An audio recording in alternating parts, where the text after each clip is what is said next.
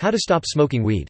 If you feel that marijuana is taking over your life and replacing all of your friends, hobbies, and favorite ways to pass the time, then it's time to quit smoking and get your life back on track. Marijuana may be psychologically addictive, which means that you need to be mentally prepared and willing to give up your habit. So if you're looking for help for getting your old life back and dropping your old habits, you've come to the right place. Quitting cold turkey.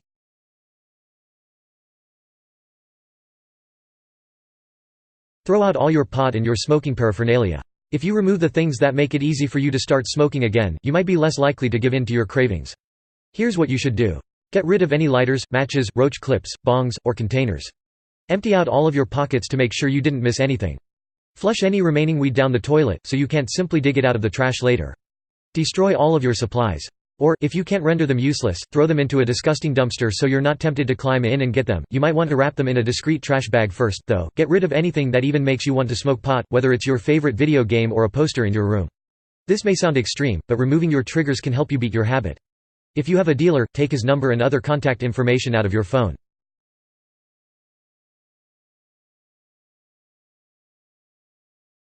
Make your decision clear to your support system. Tell trustworthy friends and family members what you're doing, and ask for their support in quitting. You'll probably find that they're thrilled to see you quit and support you however they can. This is especially important if you want to remain close to people who are active smokers. Tell them that you're not trying to get them to quit, but you'd appreciate it if they don't pressure you into using. If you get no support from anyone, or if they try to get you to join in, consider whether that person really belongs in your life if she can't respect your choices and requests. You may even have to avoid the friends that you smoke with for a while. If your entire social life with your friends consisted of getting high together, then you'll have to find a new social network. This may sound harsh, but that's the way it goes.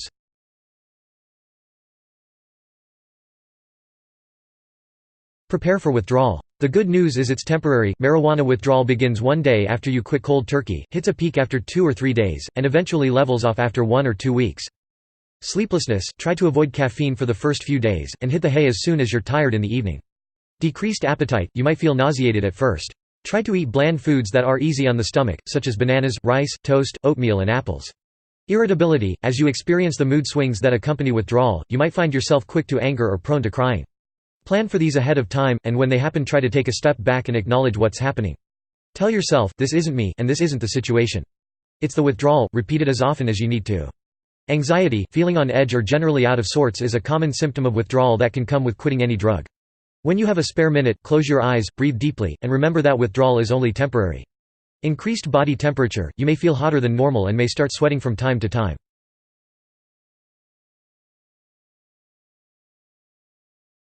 Find a replacement activity. Instead of using, devote your new free time to a hobby or sport. Try to make it something you can do as quickly and easily as lighting up, such as playing guitar or going for a run, and turn to it whenever you're tempted. If you're feeling too bored or depressed to do this, watch a movie that makes you smile or spend some time with a good friend who is not a user. Here are some other things to try. Taking long walks. Talking to an old friend on the phone.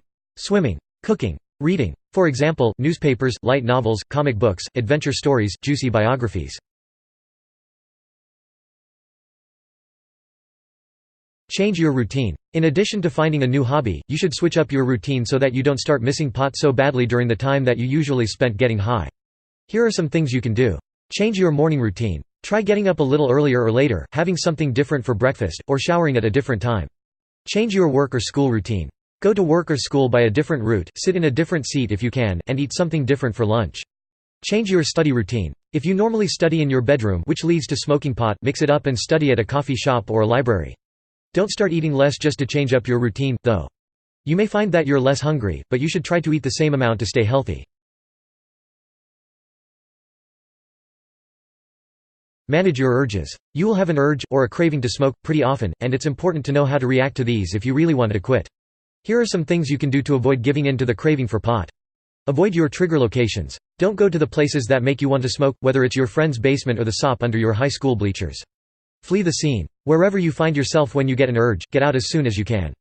Changing your environment as quickly as you can is your best bet. Breathe deeply. Take a deep breath through your mouth and hold the air in your lungs for 5 to 7 seconds until you feel more calm. Breathe it out through puckered lips, and repeat these steps until the feeling passes. Put something else in your mouth. Finding a substitute for your craving, as long as it's not alcohol or another drug, can help curb it. Try sugarless gum, sugarless candy, a diet drink, toothpicks, a pen or pencil, or even a straw. Drink water. Staying hydrated will keep you healthy and will help you battle your urges.